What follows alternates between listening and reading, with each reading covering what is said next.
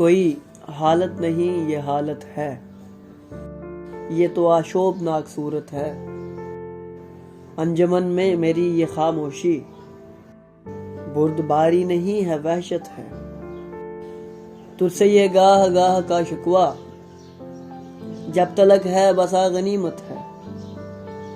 गरम जोशी और इस कदर क्या बात, क्या तुम्हें मुझसे कुछ शिकायत है? तू भी यह शख्स क्या करे आखिर, मुझको सर फोड़ने की आदत है।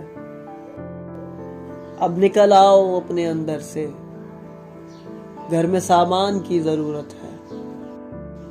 हमने जाना तो हमने ये जाना, जो नहीं है वो खूबसूरत है। ख्वाहिशें दिल का साथ छोड़ गई, ये अजियत बड़ी अजियत है। लोग मसरूफ जानते हैं मुझे, हाँ मेरा गम ही मेरी फुर्सत है। आज का दिन भी ऐश से गुजरा, सर से पार तक बदन सलामत है।